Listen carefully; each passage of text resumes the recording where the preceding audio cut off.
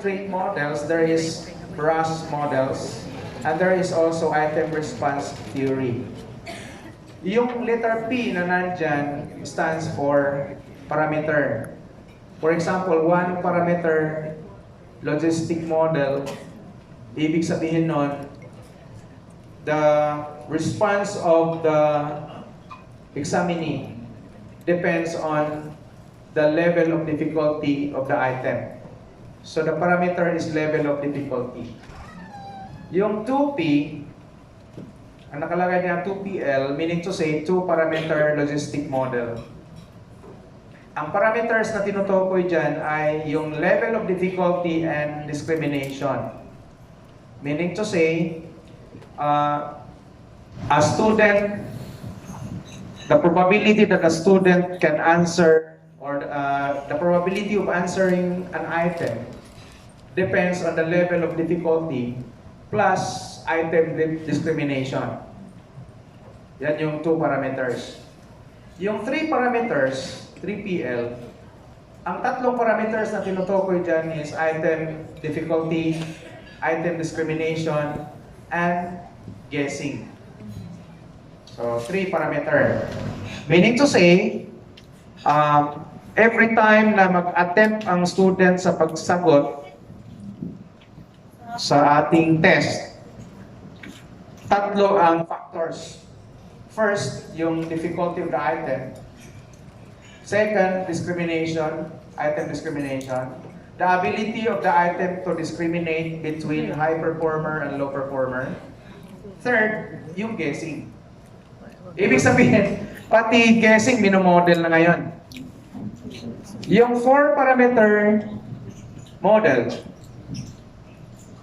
di ba mayroon na tayong difficulty, discrimination, guessing. The fourth is carelessness.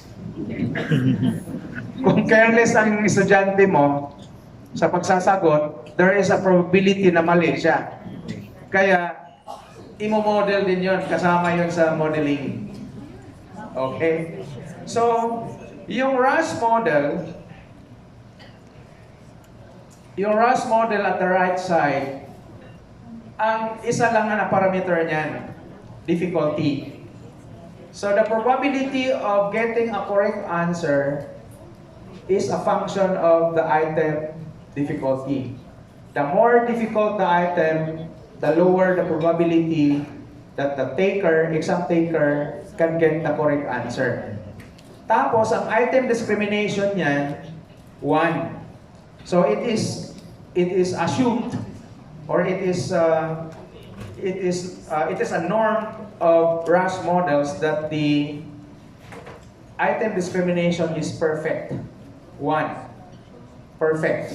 So any item na hindi 1 ang item discrimination, the software will detect it as misfit. So it is a probabilistic model. Again, an item na hindi siya mataas ang item discrimination, hindi 1, ang software natin will detect it as misfit item, bad item. Okay. So lahat ng items na pasok sa criteria ng RAS model, good items. So yun ang ano natin. I will present my di ba mayroon tayong tinatawag na classical test theory? Review lang. Ano ba yung classical test theory? Ito yung pinaka-oldest or traditional and long-established in form or style. Kapag gamitan natin ang classical test theory, I will give you an example. Di ba kapag kukunin na natin yung score nila, ang interested tayo sa number of correct answer. Ganun lang yung classical test theory. If you give them quiz, 50-item quiz, so the number of correct answer divided by 50 times 100, that would be your score. Or you can use your transmutation table for that. Okay. Yan yung traditional na approach. classical test theory. There is also a software, mamaya ipapakita ko sa inyo. We can also compute the reliability. So yung reliability natin, we can use the KR20. If the KR20 is closer to 1, for example, 0.8, 0.85, 0.90, tatawagin natin siyang reliable. Yun yung ating classical approach. Yung classical approach, the longer the test, the more reliable. Meaning to say, kung damihan mo ng items, gagawin mong 50 items, 100 items, more reliable yung test natin. Yun yung nature, characteristic ng KR20 or characteristic ng classical test theory. Okay? So, I will proceed to the software kasi may software tayo na ibibigay ko sa inyo. Bilisan ko lang, but I will give you the complete slides, of course. I will give you the complete slides. Don't worry. I have a software called CTAS. It is developed by Assessment Systems Corporation in US.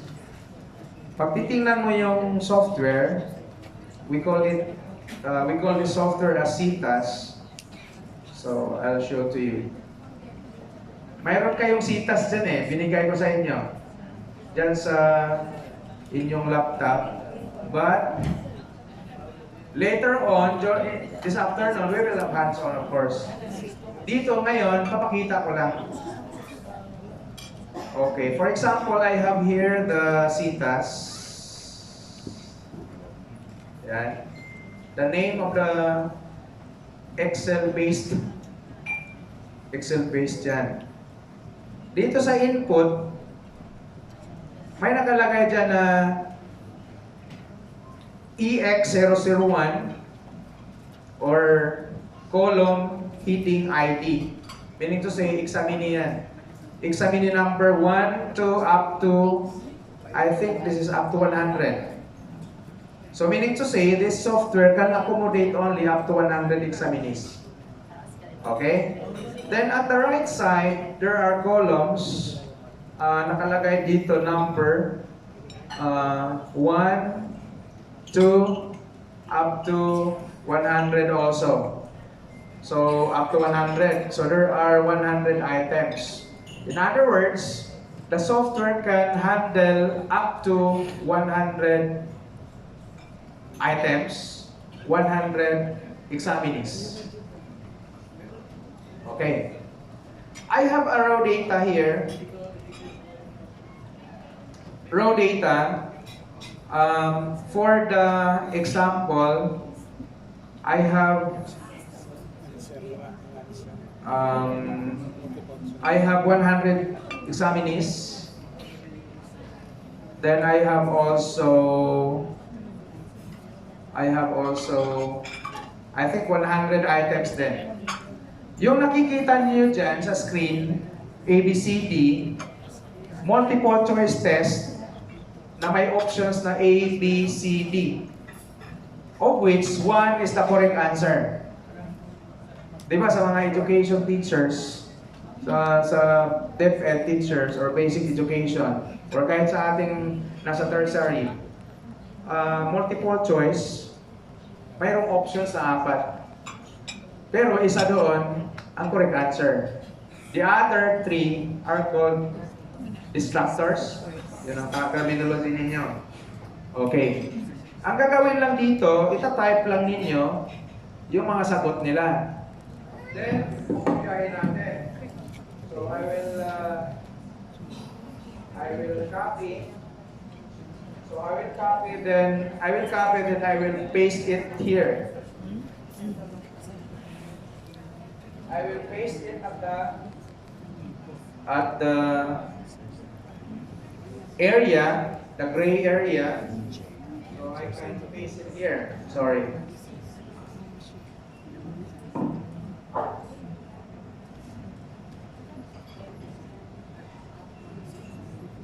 So, input. Paste ko lang.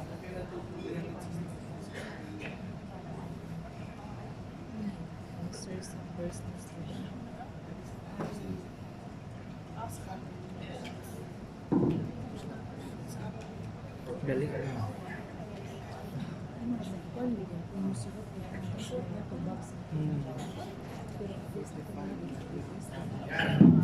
So, naka-paste na. Diba? Naka-paste na siya. Then, if you look at the, lakihan ko na lang.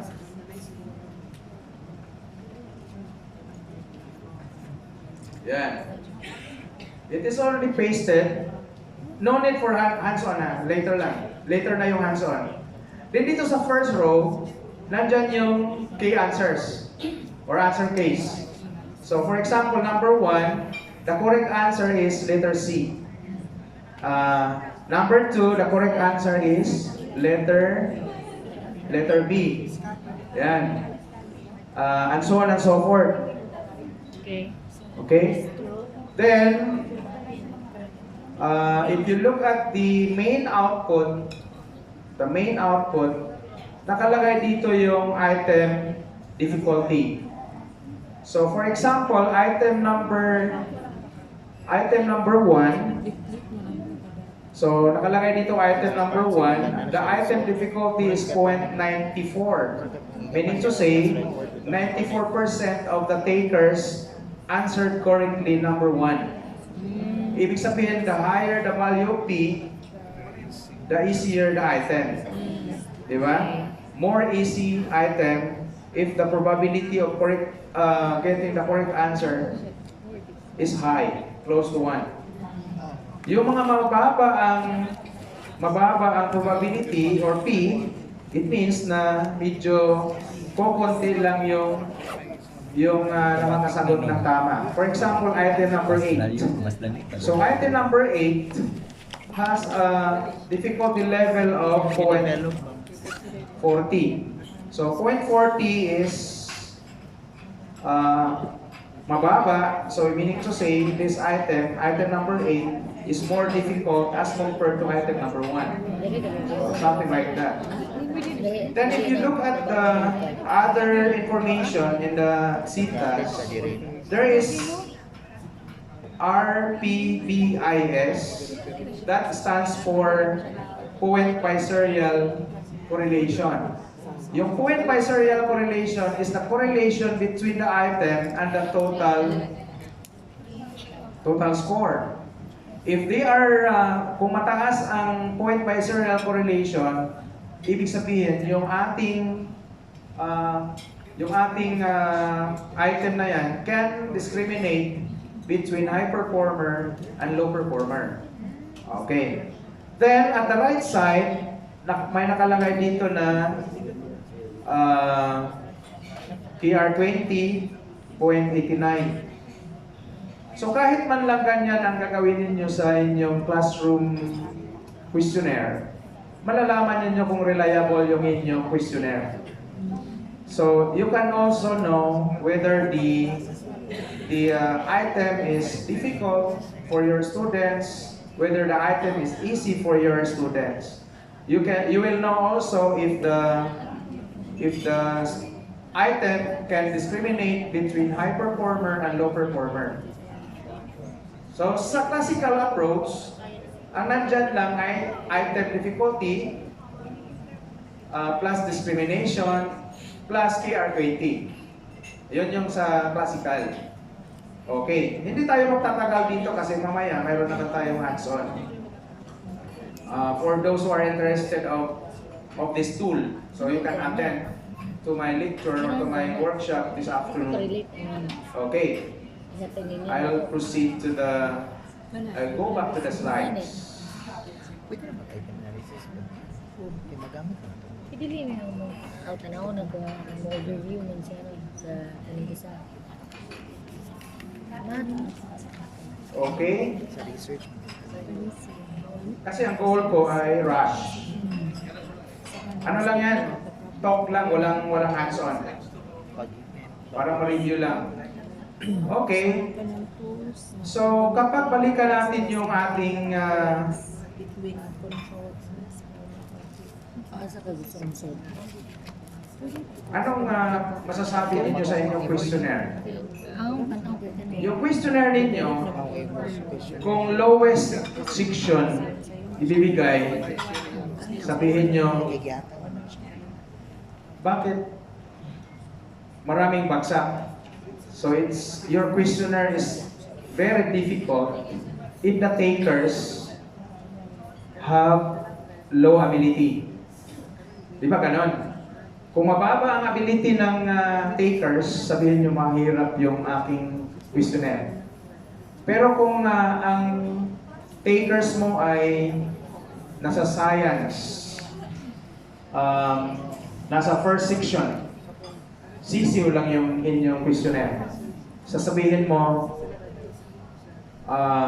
madali lang. Ibig sabihin, exam taker dependent. Ang questionnaire that are developed using classical test theory ay exam taker dependent. Dependent on the takers. If the takers are low performers, then we expect that we call it difficult questionnaire. If the takers have higher abilities, then we can say your test is easy. Okay? So yun yung ating yun yung isa sa mga weaknesses ng CTT, classical test theory. Another one is the exam dependent. So examinees with easy test takers would be labeled matalino. Di ba? Kung madali lang yung questionnaire mo, madali lang, we call it easy, yung examinees or students mo, i-label mo na matalino. Talino naman yan. Perfect. Okay. Pero kung ang questionnaire na yan ay bigay mo doon sa Philippine Science High School graduates or grade 10 sa Science High School, ang dali-dali naman ang questionnaire mo. So, yan yung mga weaknesses ng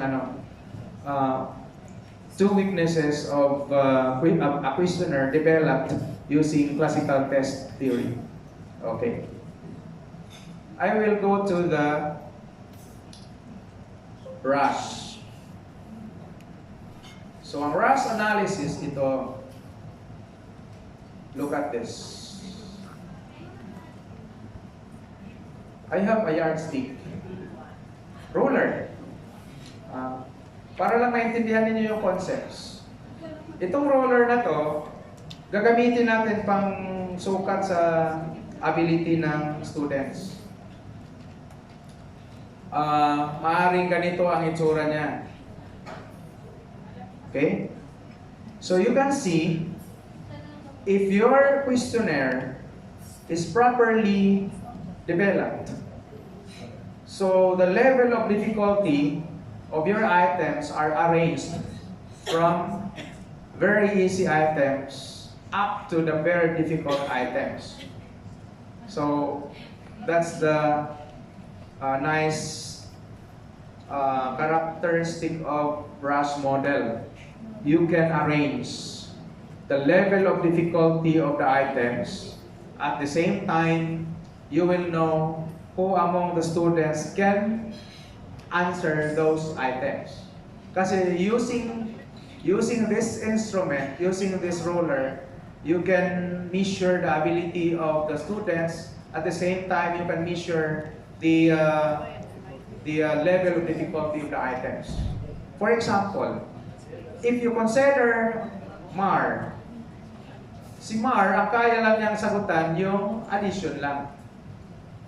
Si MAR cannot answer items like subtraction because the level of ability of MAR is nandito lang sa negative 2.5. So yung Alan.